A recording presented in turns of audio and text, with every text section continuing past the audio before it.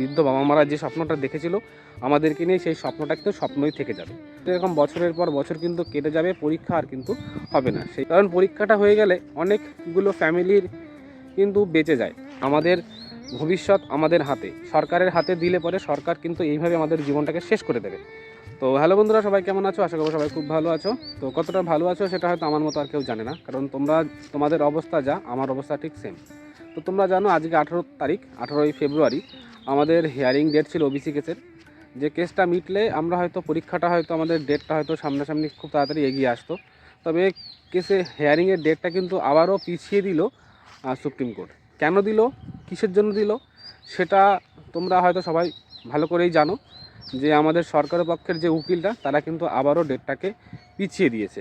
আর সরকার পক্ষের উকিলরা নিশ্চয়ই তাদের ব্যক্তিগত মতামতে চলতে পারে না, ঠিক আছে, সরকারের কথাতেই ওঠা বসা করে, ঠিক আছে। এটা আমরা মানে হয়তো কেউ সামনাসামনি কথাটা বলতে পারে না, তবে এটাই কিন্তু সত্য কথা। তো মাঝখান থেকে আমাদের মতো যেসব বেকার ছেলেরা যারা কিনা চাকরির জন্য প্রিপারেশন নিচ্ছে, তারা একটা সমস্যার মধ্যে পড়ছে। তাদের যে পড়াশোনার যে জন্য, যেটা চাকরির জন্য যা পড়াশোনা করছে, তারা মাঝখান থেকে সমস্যার মধ্যে পড়ছে। তো বোর্ড পরিষ্কার করে বলে দিয়েছে যে আমাদের ওবিসি কেসটা যতক্ষণ না মিটবে ততক্ষণ তারা পরীক্ষা নিতে পারবে না। আর সরকার কী চাইছে, সেটা তারা কিন্তু একের পর এক ডেট কিন্তু বাড়িয়ে আমাদের কেসটাও মেটাচ্ছে না, আর আমাদের পরীক্ষার তো কোনো কথাই নেই। তো মাঝখান থেকে আমরা যারা এই যে শিক্ষার্থী যারা আছি, যারা স্টুডেন্ট আছি, তারা কিন্তু একটা সমস্যার মধ্যে, ডিপ্রেশনের মধ্যে পড়ছি।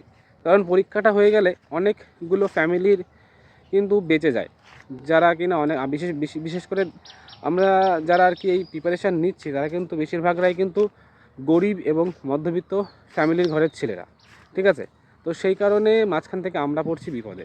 তো যাই হোক, এইটা হলো তো একটা বিষয় আলোচনা হলো। আর যে বিষয়টা হয়েছে যে এইভাবে যদি আমরা বসে থাকি সরকারের অপেক্ষায়, তারা কবে হিয়ারিং নেওয়াবে, কবে পরীক্ষার ডেট ফেলবে, হ্যাঁ, এই অপেক্ষায় থাকলে পরে কিন্তু আমাদের এরকম বছরের পর বছর কিন্তু কেটে যাবে, পরীক্ষা আর কিন্তু হবে না। সেই কারণে তোমাদের কাছে একটাই কথা, আর ঘরে বসে থেকে কোনো লাভ নেই, ঠিক আছে। বিগত পরীক্ষাগুলো দেখো, বিগত রিক্রুটমেন্টগুলো দেখো, যেখানে দেখলে দেখা গেছে কি যে কোনো রিক্রুটমেন্টই স্বচ্ছভাবে কিন্তু হয়নি। কোনো না কোনো ছোটোখাটো বড় বিশাল বড় আকারে আন্দোলন না করলে সেই পরীক্ষার রেজাল্ট বা সেই রিক্রুটমেন্ট বা সিলেকশান প্রসেস কোনো কিছুই কিন্তু এগোয়নি, ঠিক আছে। তাই বলছি, দেখো ঘরে বসে থাকলে কিন্তু আমাদের এই পরীক্ষা কিন্তু আর হবেও না। মাঝখান থেকে তুমিও বেকার, আমিও বেকার, ফ্যামিলির যেমন অবস্থা সেখানেই দাঁড়িয়ে থাকবে। বৃদ্ধ বাবা মারা যে স্বপ্নটা দেখেছিল আমাদেরকে নিয়ে, সেই স্বপ্নটা কিন্তু স্বপ্নই থেকে যাবে।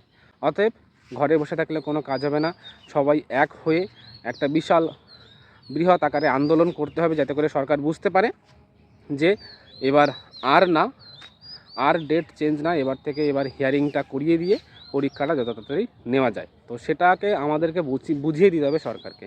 তো তোমরা যদি চাও সেটা কিন্তু করতে পারো। তো চলো বন্ধুরা, এক হই, আর কিভাবে পরীক্ষাটাকে করানো যায়। কারণ সরকারের অপেক্ষায় থাকলে সরকার এই রকমই করবে। আমরা দেখছি বিগত যে রিক্রুটমেন্টগুলো দেখেছি, সেগুলো কিন্তু এইভাবেই হয়ে এসছে, ঠিক আছে। তো এবার দেখো তোমরা কি করবে, ভাবো। কারণ ভাবতে ভাবতে অলরেডি 2-3টে ডেট চলে গেছে, আর ভাবার সময় নেই।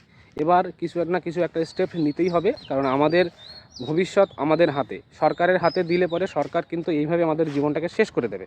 তো কি করবে, এইভাবে শেষ হবে নাকি নিজের স্বপ্নটাকে নিজের হাতে করে নষ্ট করবে, নাকি নিজের হাতে তৈরি করবে, সেটা দেখো। আর যদি তোমরা এক হতে চাও, হতে পারো। আমাদের হোয়াটসঅ্যাপ একটা গ্রুপ আছে, ডেসক্রিপশন বক্সে দেওয়া আছে, সেখানে জয়েন হয়ে যাও। সেখান থেকে আমরা একটা আলোচনা করব কিভাবে কি আন্দোলন করা যায়। যদি তোমরা এক হও তাহলে নিশ্চয়ই এই জিনিসটা হবে।